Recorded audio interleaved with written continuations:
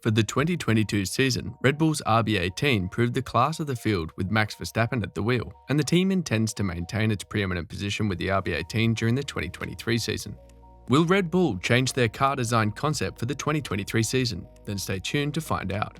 The aerodynamic regulations were redefined for the 2022 F1 season, introducing a return to a ground effect formula for the first time since 1982. This was in a bid to reduce the current reliance on wings for downforce, blamed for the dirty air that has made close quarters racing difficult in modern times, and instead put much of the onus on the floor and its added Venturi tunnels to develop downforce. Regulatory changes also included the switch to 18-inch tyres for 2022, bodywork around the wheels, and a complete cull of bargeboard devices to produce the desired effect in terms of racing. With a smaller wake expected, DRS was retained for the 2022 rule set to mitigate the reduced slipstream effect on the straights, a natural byproduct of the change in aerodynamics. Despite the changes, the cars were generally only a second slower overall than in 2021. Although the 2022 cars struggled more in comparison to their predecessors, their pace in the high-speed corners largely addressed some of the gaps. One of the biggest problems caused by the changes was the emergence of porpoising and bouncing, a phenomenon where the car would oscillate on the straights. This caused discomfort and a lack of visibility for the drivers. Porpoising is a returning feature of the ground effect aerodynamic and is a function of activating the car's heave frequency, while bouncing is a mechanical response to changes in the road surface caused by the suspension stiffness. The FIA thus introduced changes for 2022 and 2023 to mitigate that, starting with an aerodynamic oscillation metric to ensure that teams were not taking liberty with the car's aerodynamic setups at the expense of safety. The Red Bull RB18 eventually became one of the most dominant vehicles of recent years, despite the fact that it began the season somewhere behind the pace set by Ferrari. Red Bull started out a little bit slower than Ferrari, which had the fastest car, but they quickly caught up to them and overtook them.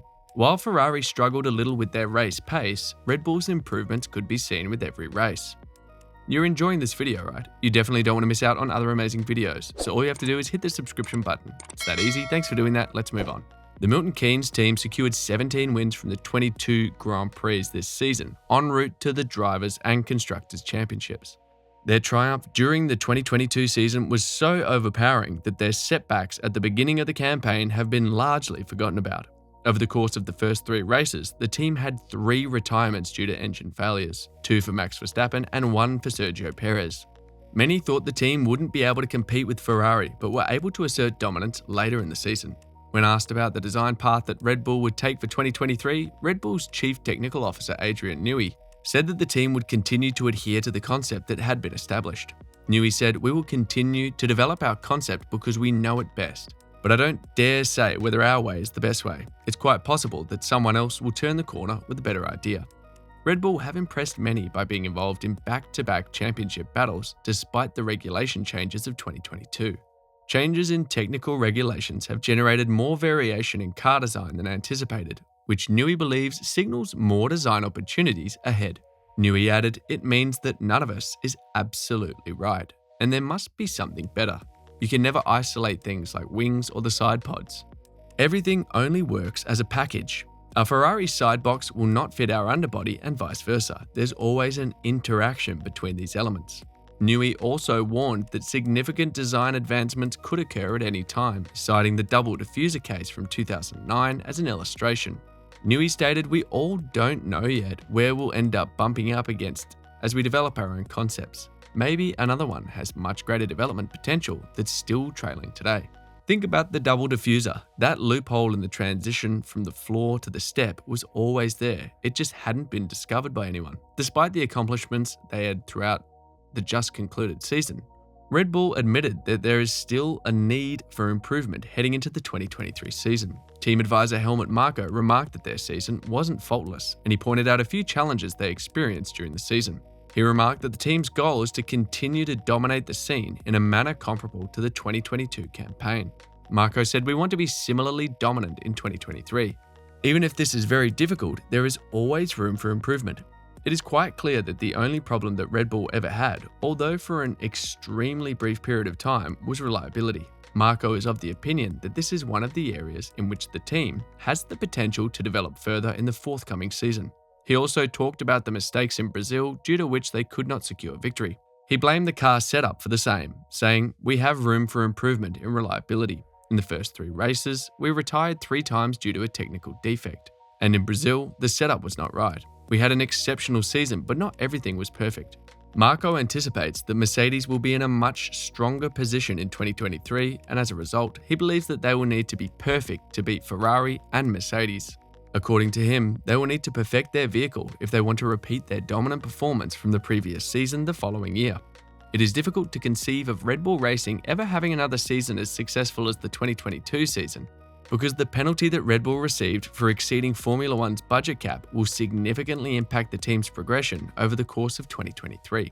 During the season in which Max Verstappen won the Formula One Championship in 2021, it was discovered that Red Bull had exceeded the budget cap for the sport. In October, the team entered into an accepted breach agreement with the regulating body, the FIA. As part of the agreement, Red Bull was required to pay a fine of somewhere around $7 million and agreed to cut their spending on aerodynamic research by 10% between now and 2023.